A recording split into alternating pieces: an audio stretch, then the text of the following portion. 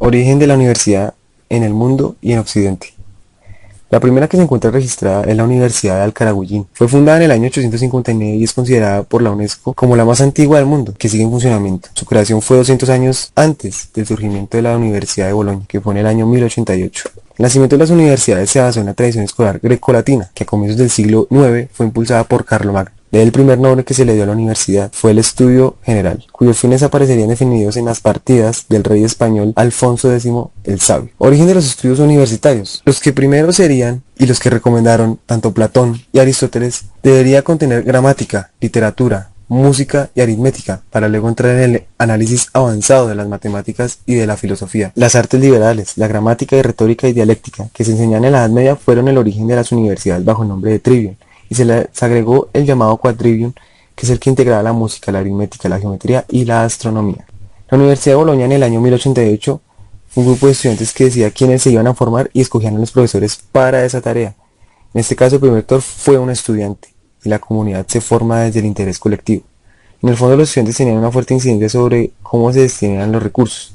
Con el paso de los años las universidades se fueron convirtiendo más en disciplinas y es así como surgen la mayoría de las universidades estatales. En la Universidad de Oxford en el año 1096 es la más antigua del mundo anglomerante. Enrique II de Inglaterra prohibió a los estudiantes ingleses asistir a la Universidad de París. En el año 1190, la llegada de Emo de Friesland, el primer estudiante extranjero de la Universidad de Oxford, comenzó la tradición de la Universidad de los intercambios universitarios internacionales. En el año 1201 la universidad era dirigida por un maestro quien recibió el título de canciller en 1214 y 1231 los maestros fueron reconocidos como corporación o universitas. En el siglo XIII hubo una revuelta entre los estudiantes y los habitantes de la ciudad para conseguir el establecimiento de residencias universitarias. Desde 1878 se estableció facultades para las mujeres y fueron admitidas completamente en la universidad hasta 1920.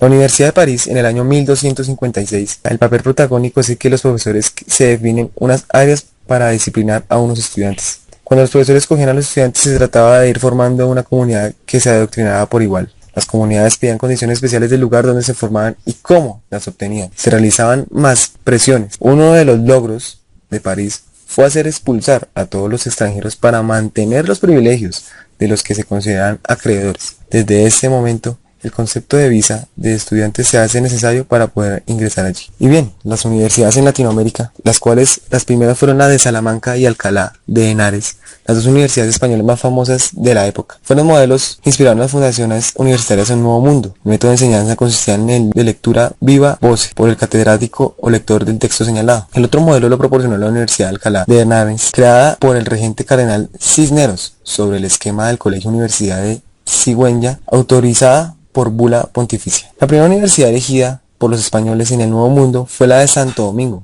en la isla española, el 28 de octubre de 1588. La última fue la de León de Nicaragua, creada por decreto en las Cortes de Cádiz el 10 de enero de 1812. Entre ambas fechas, sumaron las 32 fundaciones universitarias. Asimismo, como en Buenos Aires, en La Plata, incluso en las Charcas, Bolivia y Yucatán, México. Se quedó en trámites y varias se extinguieron antes de que finalizara el régimen colonial, entre ellas algunas establecidas por la Compañía de Jesús. Universidad Colonial en Colombia, 1880-1826. El primer subperiodo, que se vivió de 1580 a 1768, inicio de los estudios superiores en la actual república, expulsión de los jesuitas y inicios del sector civil por intentar tomar el control de la universidad con el apoyo de la política. El segundo subperiodo, de 1768 a 1826, hasta cuando se estructura la Universidad de República. El Virreinato de la Nueva Granada, en la concepción del Estado sobre la universidad, otorgaban grados seglares a la Universidad Javeriana, la Universidad Santo Tomás. Regalismo borbónico y la incidencia de la Ilustración. La concepción del Estado sobre la universidad. Carlos III en el siglo XVIII, la forma de modernizar el Estado era reformando las universidades. Centrando en impulsar el estudio de las ciencias útiles, hubo polémicas constantes con las comunidades religiosas. Reforma de Moreno y Escandón en la universidad pública. La universidad debería estar bajo el control del patronato real. El método se debía hacer por experimental oposición al escolástico. La universidad no iba a pertenecer a ningún partido. Incluir nuevos estudios como la matemática, física y geografía y financiación por temporalidades. La autonomía. Cada universidad aplicaba los planes y programas de trabajo que consideraba. La autonomía administrativa se llevó a cabo cuando cada comunidad universitaria elegía su propio gobierno. El plan Moreno y Escandón, en el claustros de Rosario y San Bartolomé, realizaban las oposiciones de catedráticos, enviaban a nombres para su nombramiento al virrey y proponen la financiación de la universidad con aporte de la corona. La Universidad Republicana, en 1826 a 1843 en Colombia, continuación del modelo borbónico de control de la universidad por parte del Estado, modelo napoleónico en la Reforma de Santander en 1826, formar buenos ciudadanos y construir la nueva nación, con la independencia. La élite que se encontraba con la corriente de la Ilustración impulsó un nuevo tipo de educación. Las concepciones, Santander y Bolívar, coincidencia de los dos de modelo administrativo financiero, se concretó en estructura centralista de unidad de currículo y control de Estado. Problema de diferencias de los contenidos del currículo, especialmente de la filosofía y política. En su autonomía, se pierde la autonomía académica, administrativa y financiera. La universidad debe servir a los intereses del Estado y este reglamenta y regula el funcionamiento. El 18 de marzo de 1826, establecimiento de las universidades centrales del Estado colombiano. En plan de estudios y reformas académicas, reglamentación de 5 facultades: filosofía, jurisprudencia, medicina, teología y ciencias naturales. Teorías económicas y políticas. No se logra cambios significativos en el esquema de la enseñanza colonial y a partir de la presidencia de Pedro Alcántara de Herrán retornó al país de la Compañía de Jesús y la entrega de sus colegios de universidades y la continuación del criterio de control y la uniformidad de las enseñanzas que se impartiera, el control del Estado sobre los estudios universitarios. Inicio de la modernidad de la universidad en 1842 a 1920. Las luchas partidistas, grandes cambios sometiéndose a cada gobierno, un bajo presupuesto, debates de la moral laica versus el control de la iglesia, debates por la enseñanza de Bentham, plan de estudios orientar la educación hacia lo práctico y lo útil. El plan de estudios de Ospina fue calificado por Salvador Camacho Roldán y José María Samper, drástico y adicto a las ideas dominantes. El estudio debería sujetarse a servir disciplina incluyendo las formaciones religiosas. La universidad, en la crisis del liberalismo romántico, en sí se centró en considerar una institución inútil y a la ingeniería muy costosa. Se eliminó la escuela militar fundada por Mosquera.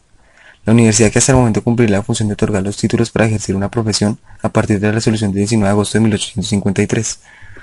La universidad, durante la etapa radical en 1867 a 1880, el positivismo entra en el ambiente educativo. Se crea una Universidad Nacional de los Estados Unidos de Colombia el 22 de septiembre de 1867, educación gratuita para hacerla más demócrata, y en el currículo de la nueva universidad se centró en las facultades de Derecho, Medicina, Ciencias Naturales, Ingeniería, Artes y Oficios, Literatura y Filosofía. En la etapa radical también se adscrita a la universidad la Biblioteca Nacional, Laboratorio Químico, Hospital de Caridad, Hospital Militar, Museo de la Escuela de Ciencias Naturales y Observatorio Astronómico. El control de la manifiesto obligatorio de textos como de Tracy y de Bentham. La universidad, bajo el movimiento de regeneración, Rafael Núñez, con su política centralista, y aprobó la reforma constitucional de 1886. Debido a esto, luego de unos años, la Guerra de los 1000 días, que empezaría a cerrar la Universidad Nacional, se reabre en 1903. Hubo un bajo presupuesto, deficiencias de dotación acompañadas del salario de profesores, y general Rafael Uribe reforma de la Universidad Nacional.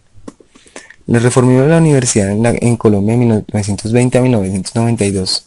Las propuestas de reforma estudiantil, la personalización de apertura de ideología, intervención estatal, privatización y modernización de la universidad y centralización de la universidad en el Estado. Luego de esto, la universidad frente a la globalización, demandas científico-tecnológicas sociales para el siglo XXI. Política de la organización, programas doctorales, aumentó la presencia femenina en la formación y vinculación de la misma a los cargos de docentes.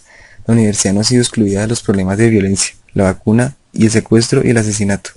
Y esto, pues, concluyendo, en el siglo XIX caracterizó por ser un periodo como tal en la universidad de búsqueda de identidad como nación, de reforma y de un nuevo estado anticolonial. Se conformaron dos partidos tradicionales, los liberales y conservadores. Los regímenes liberales se enfrentaron en la Iglesia Católica con el procedimiento para determinar principalmente el control sobre la educación, y eso también la reacción liberal, que fue la que crearon universidades con capital privado. Fredonia es un municipio colombiano ubicado en el departamento de Antioquia. Forma parte de la subregión sureste. Limita al norte con los municipios de Venecia, Amagá y Caldas, al oriente con Santa Bárbara, al occidente con Tarso y Jericó, y al sur con Támesis, Valparaíso y La Pintada. El nombre de Fredonia proviene de una sugerencia emitida por el ingeniero inglés Terry Moore, quien insinuó la palabra inglesa freedom, que significa libertad, para designar al poblado. De acuerdo a los indicios históricos, en la región de Fredonia estuvo asentado por varios siglos antes de la conquista española una poderosa nación indígena, la etnia de los cenufanés. Posteriormente, los relatos sobre la llegada de los conquistadores a estas tierras indican que Hernando Rodríguez de Sousa, capitán bajo el mando de Jorge Robledo, comandó en 1540 las tropas que por esos días se adentraron en lo que hoy es el municipio de Fredonia, bordeando el Cauca río abajo, Los expedicionarios se encontraron con las tierras de las haciendas entonces llamadas La Túnez, La Blanquita, Boca de Combia y Magalillo, los cuales abandonaron prontamente la región al no encontrar oro. Contrariamente a como sucedió con la fundación de muchos municipios colombianos y antioqueños, la fundación de Fredonia recayó entonces a manos de importantes personalidades del comercio, la industria y la política provenientes de Medellín. Oficialmente, Fredonia fue fundada en 1828 en el lugar llamado Guarcito, más precisamente en unos terrenos de propiedad privada pertenecientes a Cristóbal Uribe Mondragón. Por tal razón, este personaje es considerado oficialmente como el fundador de Fredonia, un municipio con topografía desigual, como sucede en casi toda la región paisa. Para el 2018, Fredonia contaba con una población total de 24.408 habitantes, siendo la población urbana 8.031 habitantes y la población rural 16.377 habitantes. El doctor Julio César García Valencia nació en Fredonia el 7 de agosto de 1894, hijo del abogado y general Joaquín García Rojas y de doña Obdulia Valencia Echeverry. Hizo sus primeros estudios en Fredonia y Santa Bárbara. Luego salió de Santa Bárbara hacia Marinilla para iniciar sus estudios secundarios en el Colegio de San José de los Hermanos Cristianos. Pero, como en la época era imposible terminar el bachillerato en esa institución, viajó a Bogotá en una travesía de más de 20 días para ingresar al histórico Colegio Mayor de Nuestra Señora del Rosario, regentado entonces por el filósofo y prestigioso instructor Monseñor Rafael María Carrasquilla. Allí tuvo como condiscípulos a los doctores Darío Echandía, Antonio Rocha Alvira, Fabio y Juan Lozano. Se graduó como bachiller en Filosofía y Letras el 20 de noviembre de 1913 en el citado Colegio Mayor, con mención honorífica. El 30 de octubre de 1915 se le confirió un premio de literatura castellana. El 28 de octubre de 1916 recibió el premio de conducta y aplicación entre los estudiantes del Rosario.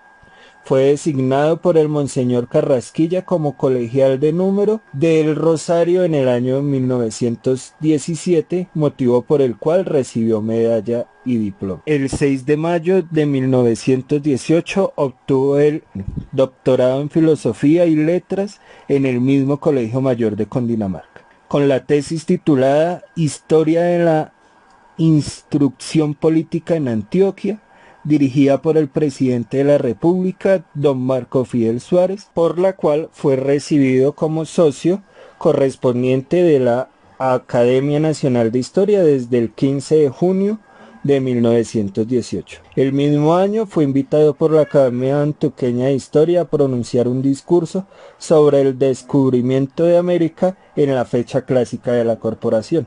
En esta ocasión, se le entregó medalla de la institución. El 8 de agosto de 1918, a los 24 años de edad, dio comienzo a su carrera de maestro, la que duró 41 años, dictando clases de historia, castellano de Bello y raíces griegas en la Universidad de Antioquia, donde estuvo hasta 1947. Allí fue profesor de historia en la sección universitaria de Filosofía y Letras en 1925, decano de la Facultad de Filosofía y Letras en 1932, decano de la Facultad de Derecho, profesor de la Facultad de Medicina en 1938, director de la Escuela de Filosofía y Letras en 1939, rector en 1942, 1945 y 46, director del Liceo Antioqueño, director de la Facultad de Filosofía y Literatura, fundador del Instituto de Filosofía y Literatura. Se inició como periodista desde su época de universitario en Bogotá. Colaboró en la revista del Colegio Mayor del Rosario, en la revista de la Universidad de Antioquia, dirigió los periódicos El Orden, El Universal, La Defensa, el cual fundó como órgano del pensamiento de los jóvenes y obreros católicos de Medellín. Dirigió la Gaceta Republicana y también fue columnista y colaborador del diario oficial, Diario La República, La Voz y El Avance de Fredonia y Horizontes Bucaramanga. Fue director de los diarios Colombia y El Colombiano, en los cuales, a través de sus editoriales de 1920 a 1930, apoyó la educación nocturna y dominical en igualdad para hombres y mujeres. Invitaba a los padres de familia a responder por la educación de sus hijos, puesto esta era en primer lugar la obligación de ellos. Desde 1928 comenzó a debatir la necesidad de permitir a la mujer ingresar a la universidad. En el mes de septiembre de 1930, la Asamblea de Antioquia lo eligió como director de educación pública del departamento. Por derechos del cargo fue presidente del Consejo Superior de la Universidad de Antioquia, oportunidad en la que le brindó a la institución todo el apoyo que estaba a su alcance, fundando además la Sociedad Etnológica y Antropológica de Antioquia. Conociendo las necesidades de instruir a las clases populares, promovió la organización de escuelas nocturnas para hombres, visperinas para mujeres y dominicales para obreros y empleadas domésticas. Fue nombrado rector del Colegio Mayor de Nuestra Señora del Rosario ante la agonía mortal de Monseñor José Vicente Castro Silva, a quien iba a reemplazar, pero el sacerdote, enterado de que tanto sus colegas como el ministro Rafael Azula y el presidente Ospina Pérez le tenían reemplazo, sacó fuerzas e impidió la posesión de Julio César, quien entonces fue nombrado rector del Colegio Nacional de San Bartolomé, donde le tocó vivir el 9 de abril de 1948. Allí, gracias a la divina providencia, ni él ni ninguno de sus 500 estudiantes que estaban en su hora de almuerzo sufrieron daño alguno. Para Julio César, quizás lo más terrible aparte del hecho central, fue el incendio del Colegio de La Salle, en donde perecieron 2 estudiantes y estuvieron a punto de ser sacrificados todos los hermanos y sus alumnos. Luego pasó a la rectoría de la Escuela Normal Superior, hoy Universidad Pedagógica y Tecnológica de Colombia.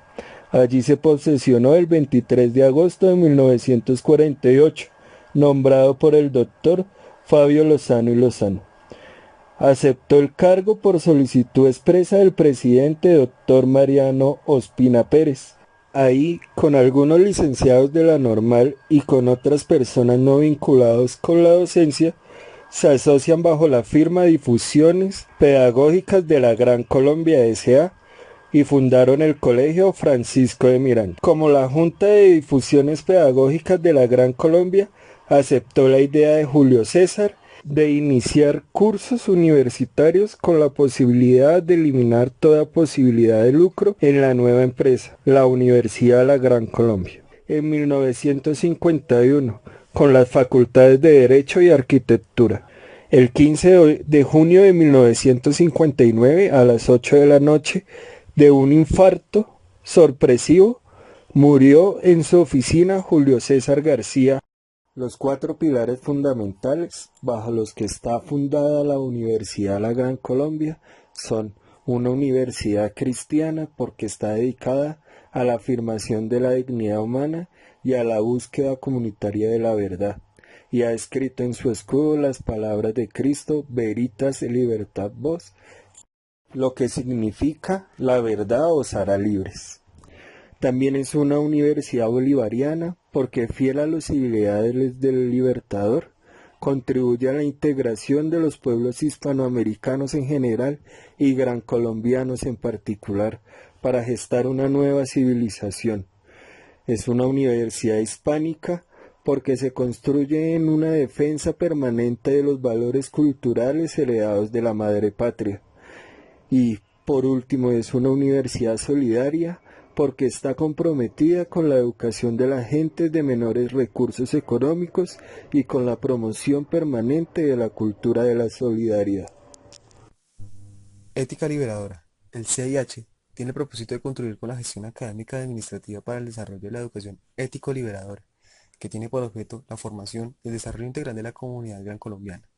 Como columna vertebral de la universidad, con énfasis en los valores y principios de la línea de pensamiento liberador del currículo formativo y de su transversalidad en clave de los principios fundacionales del alma mater, una universidad cristiana, hispánica, bolivariana y solidaria, que marca el perfil institucional y que buscan también resaltar nuestros 5 pilares hacia la investigación, la innovación, la internacionalización, la sostenibilidad y la expansión, en aras de contribuir así al desarrollo de una sociedad pensada y deseada desde el espíritu transformador que inspira e impulsa el proyecto antropológico y pedagógico de la Gran Colombia. Desde su fundación, según el acuerdo del 15 de noviembre de 1950, el doctor Julio César García Valencia fortaleció una propuesta denominada Forjadores de la Nueva Civilización, en la proyección de una universidad integral que partió desde pequeños grupos de directivos, docentes y estudiantes y demás representantes de la comunidad académica, hasta abarcar hoy en el Centro de Ética de Humanidades en el proyecto Educación Ético Liberadora. Preparamos a la comunidad gran colombiana en el desarrollo y educación de sus competencias. Buscamos como resultado generar, como impronta del estudiante y del graduado gran colombiano, el humanismo ético, generador y transformador de la sociedad, en el marco de la responsabilidad para consigo mismo y la sociedad. Nuestro compromiso busca en la persona y en la comunidad necesaria para el perfeccionamiento integral del ser humano. La ética liberadora, por su misma naturaleza, se orienta a hacer la síntesis de los saberes teóricos y prácticos, sean de tipo humanístico, científico o tecnológico, de formación universitaria. En su esencia, la universidad por definición atenderá a todos los frentes de la cultura, preferentemente a fomentar la investigación científica, a enseñar a los hombres de trabajo las técnicas de lo que están haciendo, empíricamente, mediante cursos de capacitación y a promover estudios de especialización y alta cultura. Después de haber escuchado a nuestros compañeros hablando de los principios fundacionales de la ética libertadora, del origen de la universidad, ese recorrido tan memorable que tiene lo que fueron los inicios de la universidad en Colombia, y no solo en Colombia, desde Europa, España, Latinoamérica, y ver cómo se desarrolló toda esta hasta el momento de la época moderna. También el poder ver cómo el doctor Julio César García desarrolló el concepto que tenía en su mente de una universidad, esa creencia que él tenía y que fue plasmada y que la llevó a la formación de una universidad que hoy en día es un estandarte en Colombia. Para eso vamos a tocar algo de lo que tiene que ver con el espíritu, lo que es el estudiante y cómo debe estar enfocado en la Gran Colombia. Es importante, antes de todo, poder analizar y poder discernir un poquito qué es lo que la universidad realmente quiere formar y fomentar dentro de sus estudiantes. Para eso, el propósito nuestro es contribuir a la creación de una nueva civilización comunitaria fraternal, en reemplazo de la actual atea, egoísta, industrial, urbana, cuyos dinamismos negativos están llevando al mundo entero a la destrucción acelerada de la naturaleza, al colapso de la cultura con todos sus valores e instituciones y a la autodestrucción del mismo hombre. La civilización por la que trabajamos desde nuclearse en un triple eje, en primer lugar, teocéntrico, Dios creador, Padre Salvador y Señor de la historia. En segundo lugar, antropocéntrico, el hombre, valor infinito por su dignidad, origen y destino, cuyos derechos y libertades deben ser respetados e igualmente promovidos y facilitados sus deberes y solidaridades. Y el ecocéntrico, la naturaleza vegetal, animal y cósmica cultivada para servicio del hombre, pero no pulatada ni aniquilada. La triple relación de los hombres como señores de la naturaleza, como hermanos unos de otros que comparten y como hijos de Dios dará lugar a la creación de nuevas culturas con nuevos sistemas, instituciones, valores y formas de vida en todos los órdenes de la existencia humana, espiritual, intelectual, económica, artístico, cívico, político y religioso. Para eso la institución, la universidad como tal, tiene como sí un proyecto que plasmó con el propósito de que todos sus estudiantes tengan una formación integral como profesionales que apunten hacia esta meta de crear la nueva civilización. Para ello, la universidad debe construirse en la fuerza transformadora de la sociedad a partir de tres pilares: ser un poder de cuestionamiento y crítica de las estructuras, valores y comportamientos vigentes; ser un poder orientador para formular respuestas a los problemas sociales y elaborar modelos y proyectos de una nueva sociedad o civilización; ser en en calidad de pionero, un poder de aplicación de las soluciones o de realización de los modelos y proyectos, y a través de un compromiso de investigación, acción, participación, debe llevar a las comunidades a autoconstruir la nueva civilización comunitaria y fraternal, fundada en el triple eje que se ha mencionado atrás, o sea, teocéntrico, antropocéntrico y ecocéntrico. El concepto de desarrollo durante la última década de carácter desarrollista ha venido perdiendo su vigor y ha entrado en decadencia. Este concepto está superado porque la acción de la universidad va en busca de la construcción de un ser como persona al que trata de proporcionar un desarrollo integrado y equilibrado en orden a forjar una nueva civilización. No puede haber una perspectiva de la universidad si previamente no existe un planteamiento para la perspectiva de la sociedad. El concepto de perspectiva no es estático, sino dinámico. No es conveniente tomar el concepto de perspectiva solamente en el sentido de extrapolación y tendencias, sino ante todo como guía de la acción y faro capaz de iluminar el futuro desde el presente. Esto significa acentuar el sentido axiológico de la perspectiva sobre el simple sentido de factibilidad del hecho. De ahí la idea de que la perspectiva entre a descubrir la comunidad y sus valores para estimularlos y enriquecerlos. La universidad entonces debe propender por formar un profesional capaz de formular nuevas alternativas de cultura y vida total, que lleven a la búsqueda y consolidación de la nueva civilización a la que se ha hecho referencia. El mundo juvenil está dotado de sus propias ideas y valores y de su propio dinamismo interno y vive un proceso de rebeldía que puede derivarse convirtiéndose en poderosa corriente de desintegración o transformarse en una de las mayores energías para conducir al pueblo latinoamericano a la realización de sus destinos en la justicia social. Para poder vertebrar la institución con diferentes estructuras, pues la filosofía actual de nuestra universidad, retomando la inspiración del fundador, enriquecida con nuevas formulaciones, se plasmó en un documento que fue histórico, en el cual se concretaron los principios rectores del alma mater y que están explícitos en los estatutos de la misma, así la Universidad Cristiana, la Universidad Bolivariana, la Universidad Hispánica y la Universidad Solidaria. La universidad, por definición, atenderá a todos los frentes de la cultura, preferentemente a fomentar la investigación científica, a enseñar a los hombres de trabajo las técnicas a lo que están haciendo empíricamente mediante cursos de capacitación, a promover estudios de especialización y de alta cultura. El proceso histórico que vive nuestro país requiere de una formación de ciudadanos comprometidos con la sociedad, con capacidad creativa y actitud crítica frente al desarrollo de la ciencia y la tecnología, con identidad nacional y un verdadero fortalecimiento de los valores de su cultura, correspondiéndole a la universidad la conservación y transmisión de la herencia cultural para que los estudiantes aprendan los conocimientos de la humanidad a través de la historia, para que las nuevas generaciones promuevan nuevas alternativas en momentos de crisis y de grandes transformaciones, que sean capaces de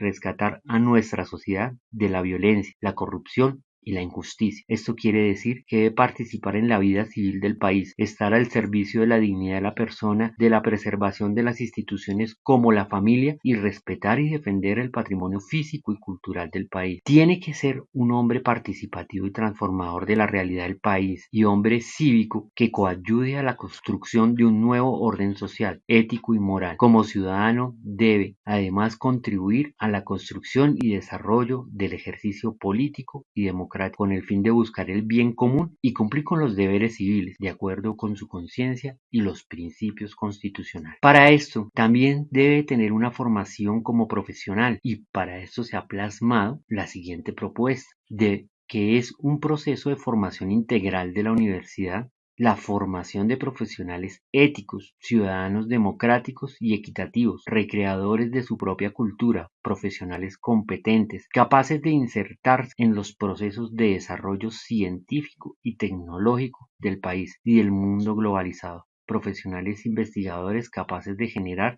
y circular el conocimiento conjugando lo universal y sus mediaciones locales, profesionales comprometidos con el desarrollo sociocultural del país y de su región. Además, esto significa formar a los profesionales dentro de paradigmas de creación e innovación, asimismo como la superación de aquellos centrados en la transmisión de conocimientos y de la aplicación de tecnología. En conclusión, debe ser un hombre autónomo capaz de desempeñarse en las actividades específicas de su profesión, investigador que está en permanente formación como hombre virtuoso por su ejemplo y liderazgo. Recogiendo lo expuesto por John Stuart Mill en 1758 acerca de la formación de los profesionales, podemos citar lo que dice él: los hombres son hombres antes de convertirse en médicos, abogados, ingenieros, maestros o fabricantes. La educación deberá hacer de ellos hombres honestos, sensatos y capaces, pues ellos por sus propios medios se convertirán en médicos, abogados, maestros o fabricantes honestos, sensatos y capaces. Por tal motivo, el énfasis educativo de la universidad se centra en la perspectiva del desarrollo humano, es decir, que el fin último de la formación y educación es la promoción y el crecimiento de todas las personas que conforman la comunidad educativa. Como profesional, el gran colombiano tendrá un desempeño idóneo, honesto y éticamente responsable con rigor científico y metodológico para que interprete, organice y transforme la realidad. Se caracterizará por ser un profesional autónomo, creador y emprendedor con espíritu investigador que busca y cuestiona la realidad. Es responsable porque prevé las consecuencias de sus decisiones. Además, sus acciones deben estar encaminadas al respeto por el medio ambiente y por la sostenibilidad del mismo. Es alguien que debe dar cuenta del avance y transformación de su profesión, de tal manera que su formación permanente le permite enriquecer. Esto en sí